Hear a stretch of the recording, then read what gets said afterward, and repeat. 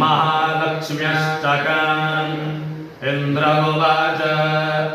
नमस्तेऽस्तु महामाये श्रीपीठे सुरपूजिते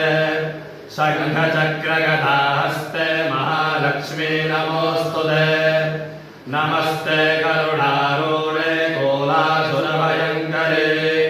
सर्वपापहरे देवी महालक्ष्मी नमोऽस्तुते सर्वज्ञे सर्ववरदे सर्वदुष्टभयङ्करे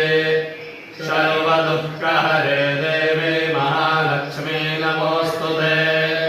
सिद्धिबुद्धिप्रदे देवी भुक्तिमुक्तिप्रदायिने मन्त्रभूते सदा देवी महालक्ष्मी नमोऽस्तुते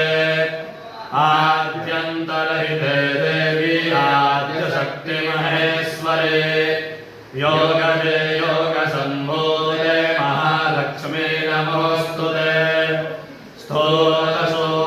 स्थूलसूक्ष्ममहारौद्रे महाशक्तिमहोदरे महापापहरे देवे महालक्ष्मी नमोऽस्तुते पद्मासनस्थिते देवे परब्रह्मस्वरूपिणे परमेशि जगन्मातर्महालक्ष्मी नमोऽस्तुते श्वेताम्बरधरे देवे नानालङ्कारभूषिते जगत्स्थिते जगन्मातर्महालक्ष्मी नमोऽस्तुते महालक्ष्म्यष्टकं स्तोत्रं यः पठेत् भक्तिमान् नरः सर्वसिद्धिमवाप्नोति राज्यं प्राप्नोति सर्वदा एककाले पठेत् नित्यं महापापविनाशनम्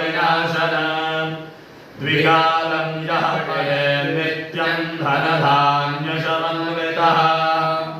त्रिकालं यः पठेत् नित्यं महाशत्रुविनाशनम् महालक्ष्मीर्भवेत् नित्यं प्रसन्ना